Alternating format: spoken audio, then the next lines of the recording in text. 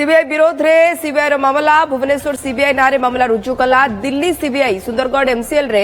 Delhi CBI पक्षर चढ़ाऊ पर नुआ तथ्य सामना आसी सीबीआई भुवनेश्वर शाखा एएसआई भाव कार्य करुवा प्रशांत कुमार पल्लई सन्देह घेरक आछंती वसुंधरा अंचल में एमसीएल गर्जन बहाल ओपन कास्ट प्रोजेक्टर डिस्पैच अधिकारी शारदा प्रसाद सेठीठार प्रशांत टंका संग्रह करथिबा अभियोग होईछि और शारदा तांको पदवीर अपव्यवहार करी विभिन्न कोयला उत्तोलनकारी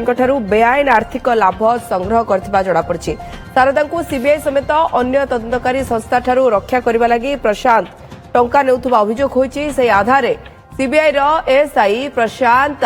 शारदा और एकाधिक सहयोगी नारे मामला रुजु करी तदंत आरंभ करछि सीबीआई। ए लिंक रे दिल्ली सीबीआई रो 3 जणिया दल सुंदरगढ़ रो एमसीएल रे चढ़ाऊ करथिबा जणा पड़छि। प्रशांत तांको पुओ एवं अन्य व्यक्ति अकाउंट जरिया शारदा ठारू लांच टंका नेइथिबा अभियोग रहिछि।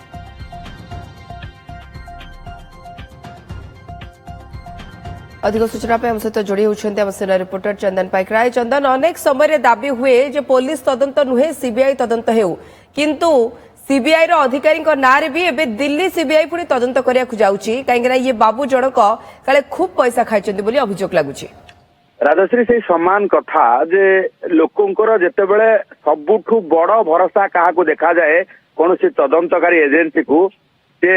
सर्वोच्च तदंतकारी एजेंसी भावे सीबीआई को कहा जाए एवं कौन मामला रे जदि न्याय पाइबा पई कही चाहती तेबे सदा सर्वदा से माने कहती जे सीबीआई तदंत हो किंतु ये प्रशांत पल्लई जे भुवनेश्वर सीबीआई ब्रांच रे जे रहिसंती एसीबी जे रहिसंती भुवनेश्वर ब्रांच रे जे एसआई भावे काम करूछंती प्रशांत पल्लई भली ऑफिसरंक पाई एबे ए घटना जानिबा परे लोकंकर सीबीआई ऊपर मध्य भरोसा हटि जिवो कारण प्रशांत पल्लई जने डीएसपी को धरिबा सहित सीबीआई रो जने डीएसपी को जरिया रे ये सबु नेटवर्क काम करथिले एवं जहा पूरा जो रहिछि एफआईआर कॉपी रहिछि जहा दिल्ली सीबीआई पक्षरु मामला रुजु करा जायछि प्रशांत पल्लई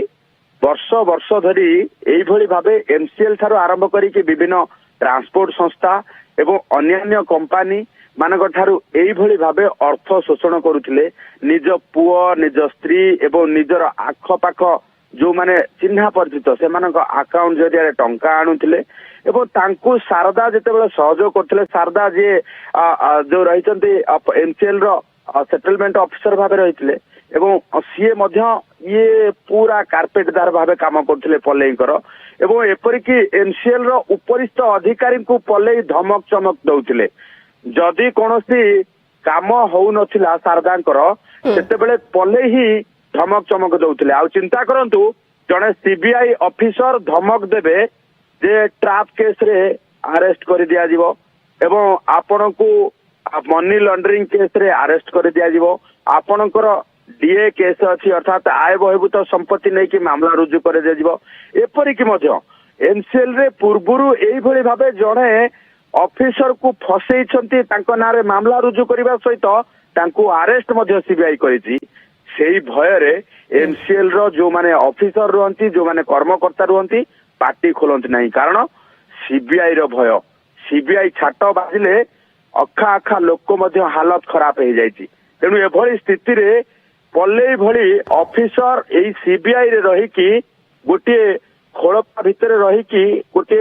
कुश्चित मानसिकतार काम करुछंती लक्ष लक्ष टंका उत्कोच नउछंती चांदा आदाय करुछंती एवं दुर्नीति को प्रश्रय देउछंती देशर चंदन ये ओडिशा इतिहास प्रथम कि जेतेबेले भुवनेश्वर सीबीआई नारे मामला करूची दिल्ली सीबीआई एवं जड़े ऑफिसर नारे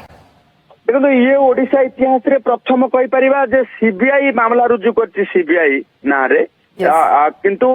पूर्वरु मध्य सीबीआई अधिकारी ट्रैप केस रे गिरफ होइछंती एवं तांको आईटी केस रे मध्य गिरफ करा जायछि